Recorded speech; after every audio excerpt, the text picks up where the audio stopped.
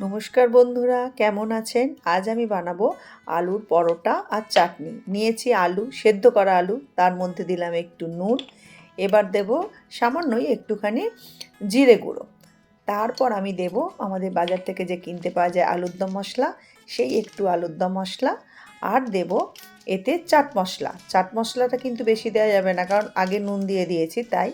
এরপর আমি এখানে দেব একটু গোলমরিচ গুঁড়ো। গোলমরিচ গুঁড়ো দেওয়ার পর আমি এতে দেব কস্তুরি মেথি। কস্তুরি মেথিগুলো আছে, এটা আমি একটু হাতে পিষে নেবো, নিয়ে দেব। আপনাদের কাছে যদি থাকে ধনে পাতা, তাহলে আপনারা কিন্তু এতে ধনে পাতা দিতে পারেন। আর আমি গোলমরিচ দিয়েছি, আপনারা চাইলে এতে লঙ্কা গুঁড়োও দিতে পারেন, ঝাল ঝাল করতে পারেন। আর দেব আমার বাড়িতে বানানো আমের চাটনি, তার একটুখানি গ্রেভি, মানে একটু তেল আর একটুখানি যে মশলাটা আছে এইটা দিয়ে এটা ভালো করে প্রথমে আমি মেখে নেব। মাখার পর আমি যে আটা মেখে রেখেছি, এই আটাটা নিয়ে যেমন রুটি হয় রুটির সাইজে একটু গোল গোল করে নেব।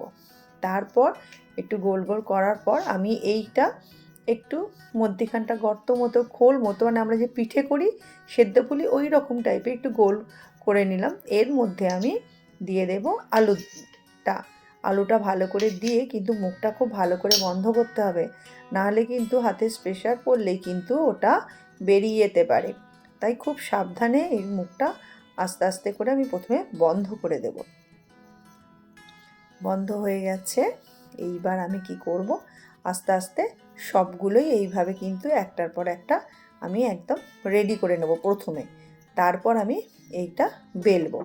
এবার আস্তে করে আমি এটা ময়দা দিয়ে বেলতে শুরু করে দিয়েছি। এদিকে গ্যাসের মধ্যে আমি কিন্তু ফ্রাই প্যানটা গরম হতে দিয়েছি।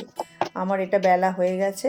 আমি প্রথমে শুকনো শুকনো ভাজবো, তারপর আমি এতে একটু ঘি দেব। আমি ঘি দিয়েই ভাজবো, আপনাদের আগেই আমার এই চ্যানেলে দেওয়া আছে আমি কিভাবে ঘি বানিয়েছি। প্রথমে ঘি দিয়ে ভালো করে এটা এপিট ওপিট করে একটু লাল লাল করে ভেজে নেব। এটা ভাজা হয়ে গেছে। এইবার আমি কিন্তু বানাবো চাটনি। তার জন্য কি করব, প্রথমে ফ্রাই প্যানে একটু তেল দিয়ে দিলাম। তেলটা গরম হলে দিলাম সর্ষে, আর এর ওপরে আমি একটু দিলাম নুন।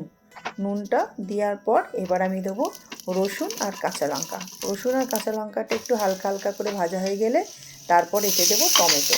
টমেটোটাকেও কিন্তু আমি হালকা হালকা করে ভেজে নেব। হালকা করে ভেজে নেওয়ার পর এটা কিন্তু মিক্সিতে দিয়ে ঠান্ডা করব। তারপরে এটা আমি মিক্সিতে পিষে নেব। এটা মিক্সিতে দিয়ে দিচ্ছি, দিয়ে আমি একটু ঠান্ডা করব। ঠান্ডা করে তবে পিষে নেব। পিষে নেবার পর আমার এটা হচ্ছে ফাইনাল লুক। এরপর আমি এই চাটনি আর এই যে পরোটাগুলো বানিয়েছি, এটা খাওয়ার জন্য প্রস্তুত। আমার ছেলে মেয়েকে দেবো। কেমন হয়েছে বন্ধুরা দেখতে? যদি ভালো লাগে একটা লাইক, একটা সাবস্ক্রাইব, একটা শেয়ার করবেন। অনেক অনেক ভালো থাকবেন। ধন্যবাদ।